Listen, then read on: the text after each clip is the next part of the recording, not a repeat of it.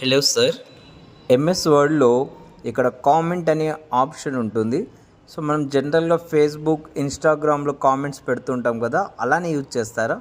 So కాదు Sarath, MS వర్డ్లో ఈ comment అనే ఆప్షన్ యూజ్ చేసి మనం పార్ట్ ఆఫ్ ద డాక్యుమెంట్ గురించి ఇక్కడ నోట్స్ అనేది క్రియేట్ చేస్తారు.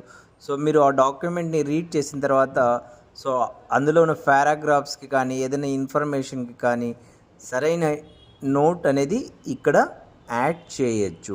సో ఇన్ కేస్ మీరు డాక్యుమెంట్లో ఉన్న ఏదైనా డేటాని అప్రిషియేషన్ చేయాలి అన్నా, అలాగే డాక్యుమెంట్కి సంబంధించి ఏదైనా సజెషన్స్ ఇవ్వాలి అన్నా, సో ఆ పారాగ్రాఫ్స్ని సెలెక్ట్ చేసి ఇక్కడ మనం కామెంట్ రూపంలో చెప్పచ్చు. జస్ట్ డేటాని సెలెక్ట్ చేసుకోవాలి. ఇన్సర్ట్ మెనూలో కామెంట్ ఆప్షన్ పైన క్లిక్ చేయాలి. ఇక్కడ కామెంట్ డైలాగ్ బాక్స్ ఓపెన్ అవుతుంది. సో ఈ కామెంట్ డైలాగ్ బాక్స్లో మనం ఏదైతే కామెంట్ చేయాలనుకున్నాం ఆ టెక్స్ట్ని టైప్ చేస్తే సరిపోతుంది. సో ఈ కామెంట్ అనేది మళ్ళీ రీడ్ చేయాల్సి వచ్చినప్పుడు జస్ట్ అక్కడ కర్సర్ ఉంచితే చాలు. సో అక్కడ కామెంట్కి సంబంధించిన డీటెయిల్స్ డిస్ప్లే చేస్తుంది.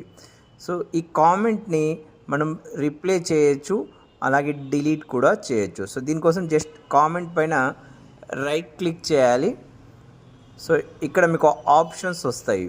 సో ఇందులో మీరు రిప్లై చేయాలంటే reply to comment option use చేయొచ్చు, అలాగే డిలీట్ చేయాలంటే డిలీట్ కామెంట్ ఆప్షన్ యూజ్ చేయొచ్చు. సో ఆల్రెడీ మార్క్ చేసి రీడ్ చేసి ఉంటే మార్క్ కామెంట్ ఆప్షన్ని యూజ్ చేయొచ్చు. So present delete comment option use చేసి సో మీరు కామెంట్ని డిలీట్ చేయొచ్చు. సో ఇలాంటి ఇన్ఫర్మేటివ్ వీడియోస్ కోసం వీడియోని లైక్ చేయండి. ప్లీజ్ ఛానల్ని సబ్స్క్రైబ్ చేయండి.